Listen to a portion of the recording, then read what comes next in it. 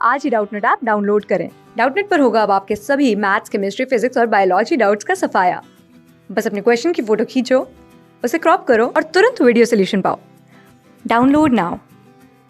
Hello दोस्तों, आज हम एक ऐसे टॉपिक के बारे में बात करने वाले हैं जो कि बहुत कंफ्यूजिंग प्लस देश में जो हालात चल रहे हैं उससे रिलेशन रखता है। तो बहुत लोगों की रिक्वेस्ट थी कि ये जो सीएए है या फिर एनपीआर है या फिर एनआरसी है, इसमें क्या डिफरेंस है, इसको थोड़ा सा एलेबोरेट करें। तो आज मैं हाजिर हूँ आप लोगों के लिए इन सबको डिफ्रेंशिएट करने के लिए, प्लस थोड़ा सा जो बैकग्राउंड है इसका, इसके बारे में ब्रीफली जानने की कोशिश करेंगे।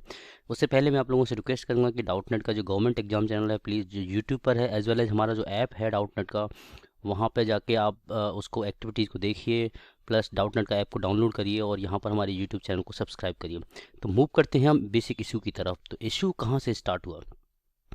हमारा कॉन्स्टिट्यूशन है, उसमें एक जगह है जिसको बोलते हैं प्रियम्बल। उस प्रियम्बल में लिखा हुआ है we the people of India means the citizen of India. इसमें जो पीपल वर्ड है उसका मतलब है द सिटीजन ऑफ इंडिया। अब इस चीज़ को समझ लेते हैं कि ये सिटीजन है क्या, सिटीजन का मतलब क्या होता है। सिटीजन का जो मतलब है वो बहुत बहुत, जो इंडिया के एक्ट हैं 3-4, उन सब में इस चीज़ को डिफाइन किया हुआ है।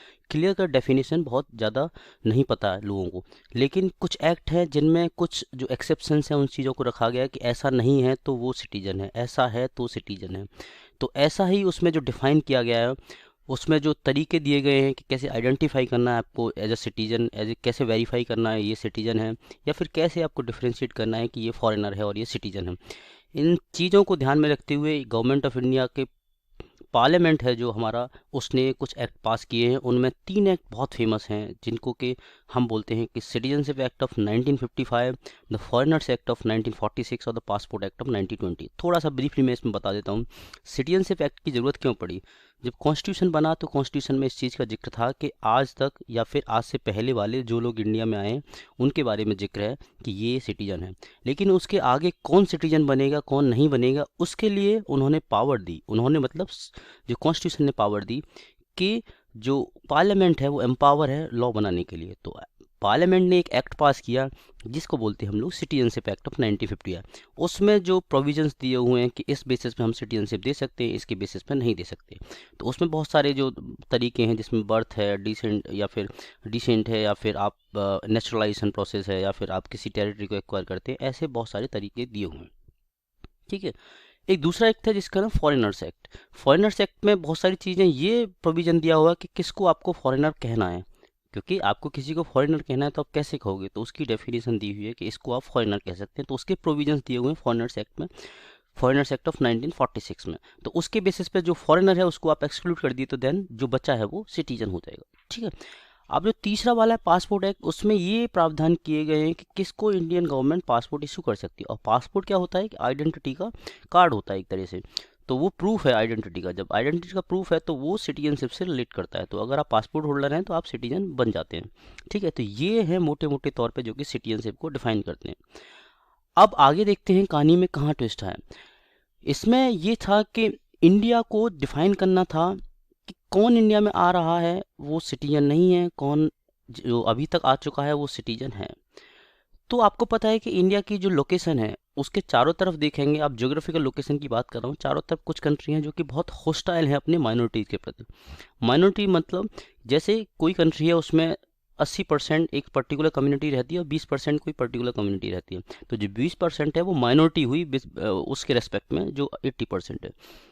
तो ऐसा बहुत सारी जो कम्युनिटी है उनके साथ बुरा बर्ताव हुआ है, ऐसा पास्ट में फील किया गया। तो जो उनकी कुछ गलतियां नहीं थी, जब इंडिया पाकिस्तान का डिवीजन हो या फिर बहुत सारे डिवीजन, सब कॉन्टिनेंट बेसिकली जब ब्रिटिश टाइम पे था तो सारा एक ही था, लेकिन बाद में वो छोटे छोटे पार्ट्स में बट के अलग अलग कंट्री बन गई। अब उनके साथ जो गलत ट्रीटमेंट हुआ था वो पास्ट की जो गलती है उसे ठीक करने के, प्लस जो लोग वहाँ से हॉस्टाइल कंडीशंस को देख के इंडिया में आ चुके थे उनको कुछ राइट्स देने के लिए गवर्नमेंट ऑफ इंडिया ने कवायद शुरू की। वो कवायद इसलिए थी क्योंकि वो 20-20 साल से, 15-15 साल से यहाँ इंडिया में पड़े थे और उनके पास कोई राइट्स नहीं थे। राइट्स से मेरा मतलब है, जो मैं बोलना चाह रहा हूँ, न तो बच्चों को एजुकेशन प्रोवाइड कर सकते थे फॉर्मल, न वो कोई जॉब कर सकते थे और काम भी नहीं कर सकते थे, और न कोई घर खरीद सकते थे। तो कुछ भी उनकी लाइफ में एक तरह से नॉन एग्जिस्टेंस था जिसे बोलते हैं चीज़ों का। तो गवर्नमेंट चाहती थी कि जो माइनॉरिटी जिनके साथ बुरा बर्ताव हुआ है एटलीस्ट इंडिया उन्हें ट्रीट करे एज अ सिटीजन, मतलब उन्हें सिटीजनशिप की तरफ ले जाए। लेकिन इंडिया में कोई ऐसा लॉ नहीं है आज तक जिसमें डिफ़ाइन किया गया कि ये रिफ्यूजी हैं, क्योंकि जो इंटरनेशनल कन्वेंशन है उसको इंडिया ने साइन नहीं किया है। मैं दोबारा इस चीज़ को बोल देता हूँ, रिफ्यूजी जिस चीज़ से डिफ़ाइन होते हैं, एक इंटरनेशनल कन्वेंशन है, उसको इंडिया ने अभी साइन नहीं किया है। ये बात आपको पता होनी चाहिए, ठीक है।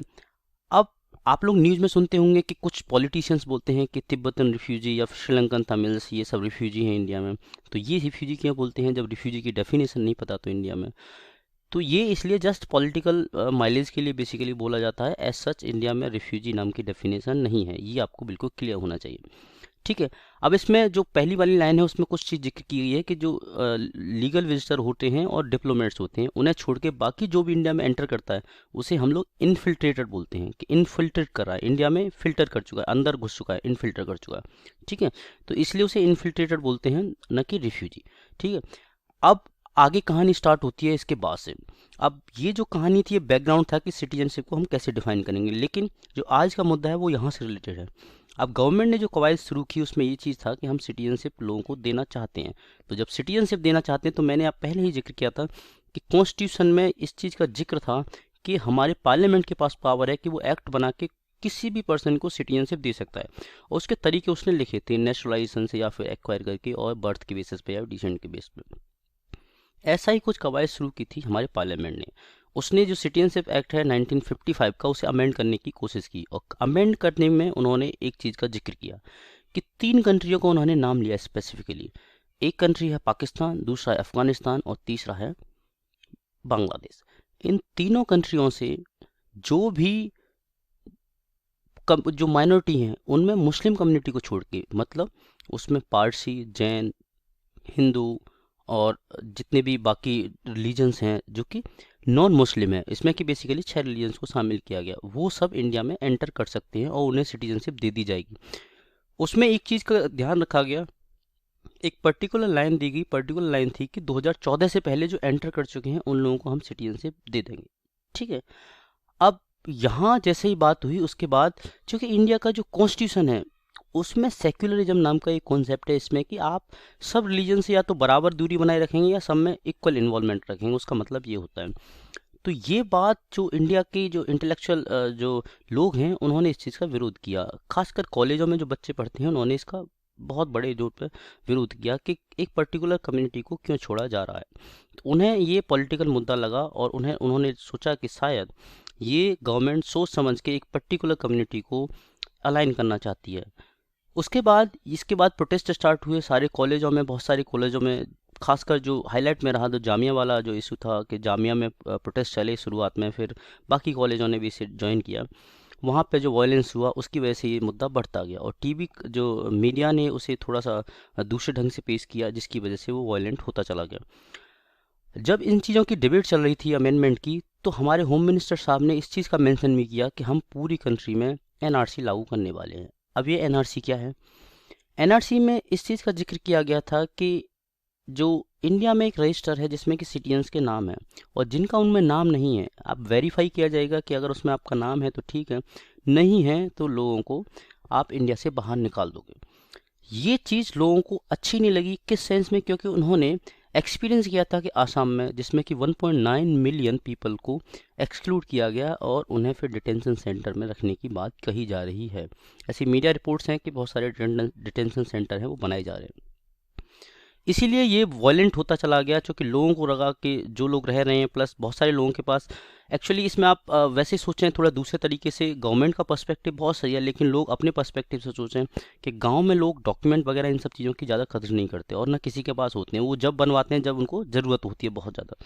जैसे कि आप सब लोग भी इस चीज़ को फील करते होंगे कि गाँव में जो आदमी है वो जब भी कोई सर्टिफिकेट बनवाता है जब उसको कोई जॉब चाहिए या फिर किसी एजुकेशन वगैरह के लिए, नहीं तो बनवाते नहीं है, ऐसे ही उनकी लाइफ चली जाती है। क्योंकि एक जो एग्रीकल्चर एक्टिविटी है उनमें एज सच कोई डॉक्यूमेंट की ज़रूरत पड़ती नहीं, या लेबर क्लास में कोई डॉक्यूमेंट की ज़रूरत पड़ती नहीं।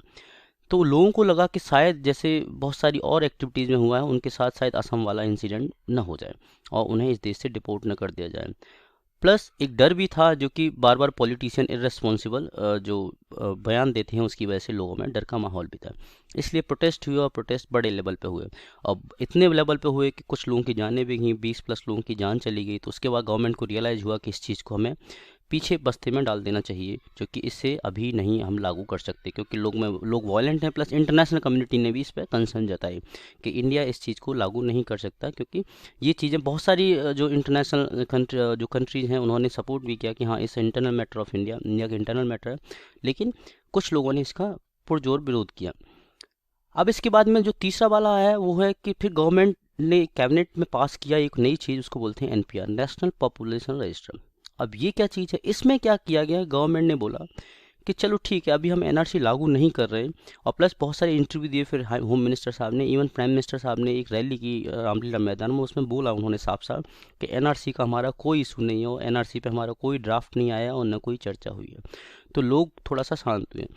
लेकिन गवर्नमेंट ने एक नई चीज़ दे दी जिसको बोलते हैं एनपीआर, मतलब नेशनल पॉपुलेशन रजिस्टर। अब ये क्या है इसको जानने की कोशिश करते हैं। इसमें बेसिकली गवर्नमेंट जानना चाहती है कि देश में कितने रेजिडेंट हैं। रेजिडेंट का मतलब जो भारत में रह रहे हैं लोग।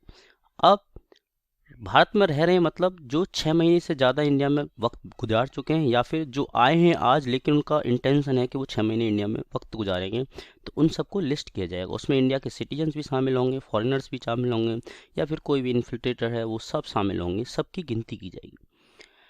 ये वाला मुद्दा जैसे ही आया, देन पॉलिटिकल पार्टियों ने इसको एक बड़ा इशू बना लिया। उन्होंने इस चीज़ को बोला कि क्या एनपीआर और जो सिटीजनशिप अमेंडमेंट एक्ट है और सीए, इन तीनों में कोई रिलेशन है, और लोगों के सामने इर्रेस्पॉन्सिबल बयानबाजी भी की, जिसकी वजह से जो वायलेंस चल रहा था वो अभी चलता रहा।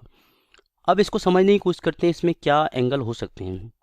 एक एनपीआर का एंगल है जो नेशनल पॉपुलेशन रजिस्टर है, उसमें लोग बोलते हैं, पहली चीज़ ये समझनी चाहिए हमें कि पॉपुलेशन रजिस्टर बेसिकली इसलिए लिया जाता है कि गवर्नमेंट को कितनी पॉपुलेशन कहाँ रहती है और उसका क्या प्रपोर्शन है, उसको समझने की ज़रूरत होती है। किस चीज़ के लिए, कि अपनी जो पॉलिसी है उसे बनाने के लिए।